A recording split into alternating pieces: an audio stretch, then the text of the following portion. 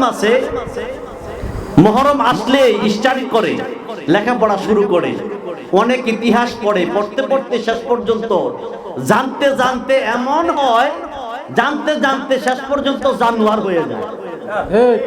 কথা বলেন, বলে হুজুর কেমন? মানে এমন জানে, জানতে জানতে গিয়া শেষ পর্যন্ত মিম্বারে বসে ফতোয়া দেয় যে ইমাম হুসাইনকে শহীদ করা হইল, এর পিছনে ইয়াজিদ দায়ী নয়। নাউজুবিল্লাহ।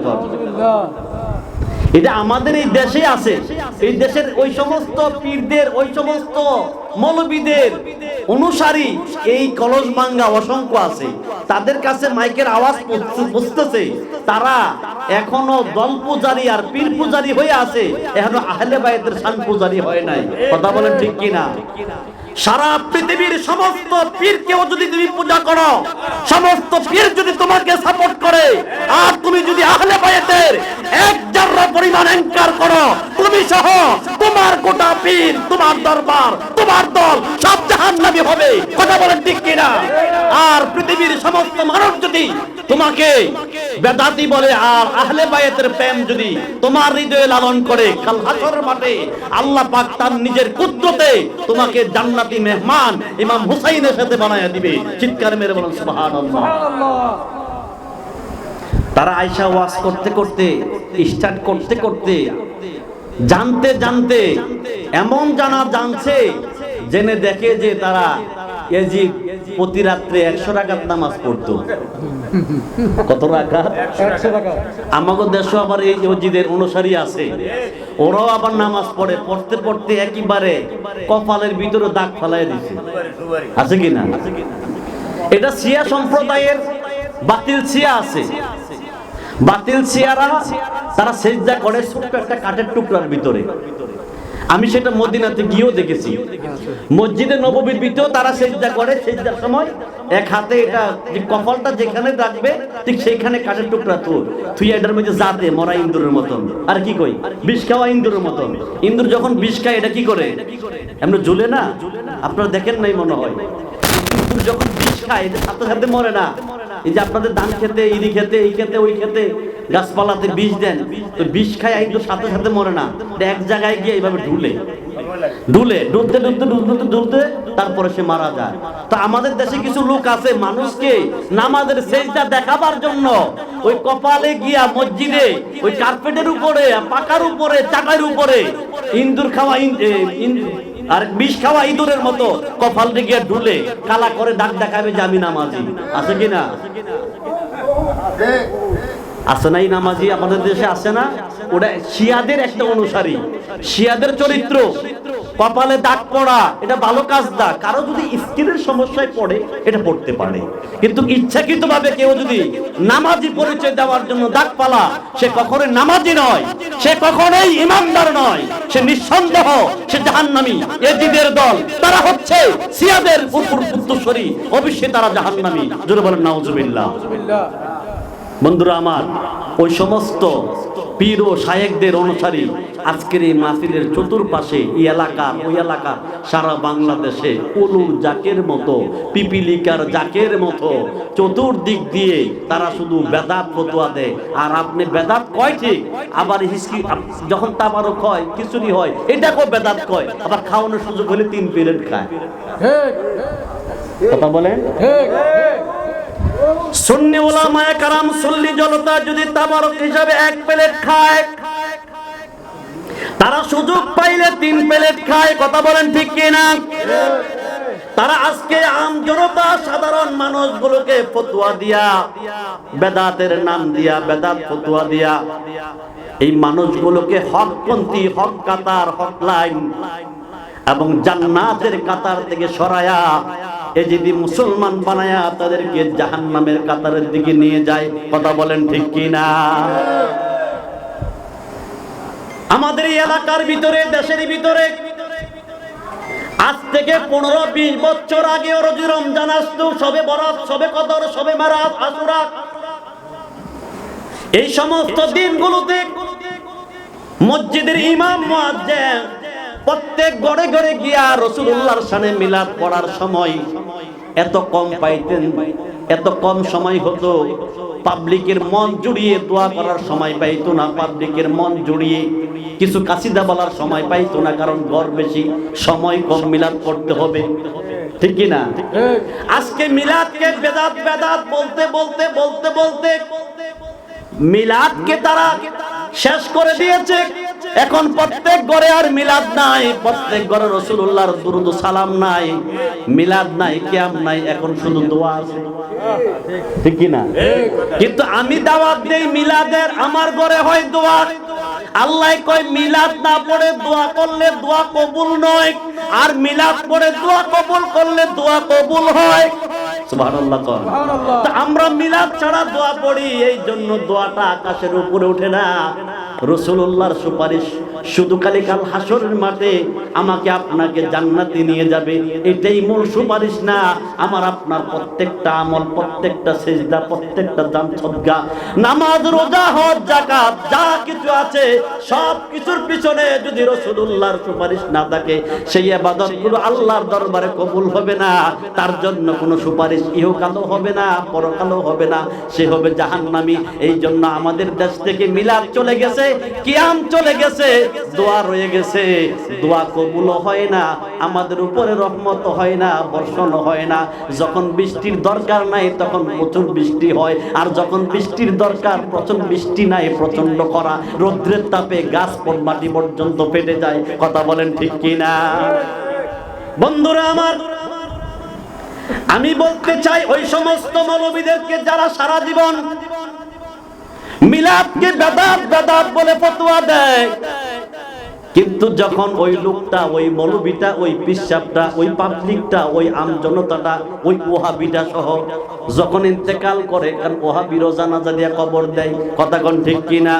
সুন্নিদেরকেও জানাজা দিয়ে কবর দেয়, ইহুদিদেরকেও জানাজা দিয়ে কবর দেয়। আমরা মনে করি মনে হয় আমাদের কি জানাজা দেয় না, শুধু আমাদের সুন্নিদের জানাজা হয় না, সুন্নিদের জানাজা হয়, ওহাবিদেরও জানাজা হয়, ইহুদিদেরও জানাজা হয়, ইহুদিদেরও জানাজা হয়। সব জানাজা কি আল্লাহর দরবারে কবুল হবে না?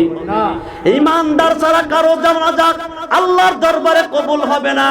জানাজা দিয়া যখন মাটিতে শোয়ায়, তখন সুন্নি, ওহাবি, রাফেজি, খারেজি, মুতাজিল্লি যত দল আছে, আমি মাত্র 2-3টা দলের কথা বললাম, 72টা দল হবে। কয়টা দল হবে? এখন যদি হিসাব করেন, যারা রাজনীতি করেন, কিছুটা করেন, বুঝতে পারতেছেন ইসলামের ভিতরে কতগুলো দল আছে, আছে কিনা?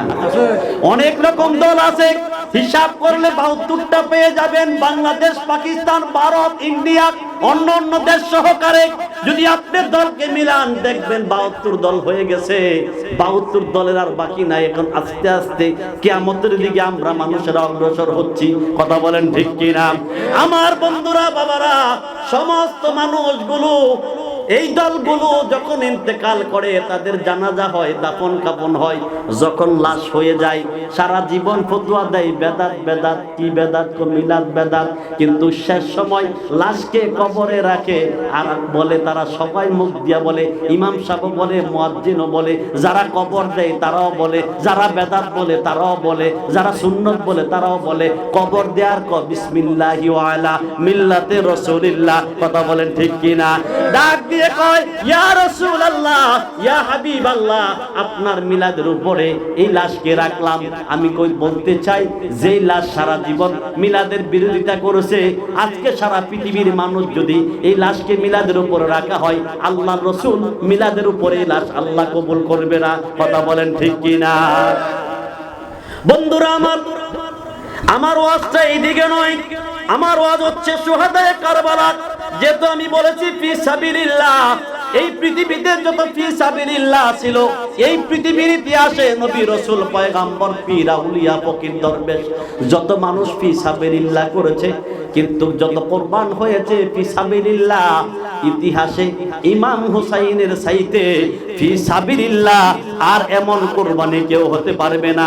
কারণ হচ্ছে, বাবা ইব্রাহিম কুরবানি দিয়েছে চোখ বন্ধ করে, ইসমাইল কুরবানি হয়েছে চোখ বন্ধ করে, না জেনে জেনে কুরবানি হবে কি হবে না, হইতেও পারে না হইতে পারে, এটা নির্দিষ্ট না। আল্লাহর পক্ষ থেকে কোনো ফয়সালা হইতেও পারে। কিন্তু ইমাম হুসাইন জানতে পেরেছে, জেনে জেনে ৭২ জন সঙ্গী সাথী ফোরাত নদীর পাড়ে কারবালার প্রান্তরে, ফোরাত নদীর পাড়ে কারবালার প্রান্তরে জেনে জেনে ৭২ জন আল্লাহর হাবিবের কলিজার টুকরা ইমাম হুসাইনের সঙ্গী সাথী আলী আসগর সহ তারা জেনে জেনে ফি সাবিলিল্লাহ কুরবান হয়ে গেছে। জোরে বলেন সুবহানাল্লাহ। আমার বন্ধুরা, এত কিছুর পরেও এই মুহররম মানে হচ্ছে পবিত্র। মুহররম আছে তো পবিত্র আছে, শুহাদায়ে কারবালা আছে তো ইসলাম আছে। কথা বলেন ঠিক কিনা?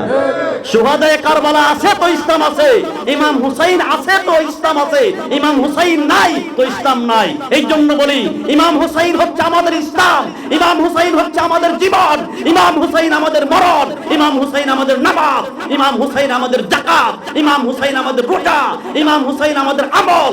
ইমাম হুসাইন আছে তো ইসলাম আছে, ইমাম হুসাইনের মহব্বত আছে তো আমরা আছি, ইমাম হুসাইনের মহব্বত আছে তো ঈমান আছে, ইমাম হুসাইনের মহব্বত নাই তো পৃথিবীর কিচ্ছু নাই, আমলও নাই, হজও নাই, যাকাতও নাই, নামাজও নাই, রোজাও নাই। কথা বলেন ঠিক কিনা?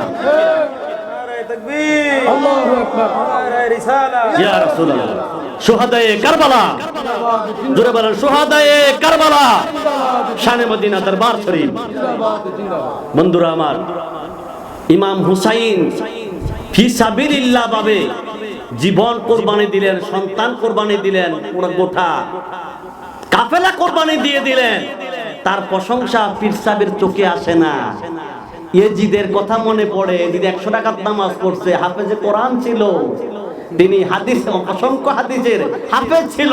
তোর হাদিসের অসংখ্য হাদিসের হাফেজ আর তার কোরআন মুখস্থ, যেহেতু ইমাম হুসাইনের মহব্বত ছিল না, তাকে আমরা ধিক্কার মারি, তাকে থুতু মারি, তার গোষ্ঠীর উপর লানত, আল্লাহর পক্ষ থেকে লানত। কথা বলেন ঠিক কিনা?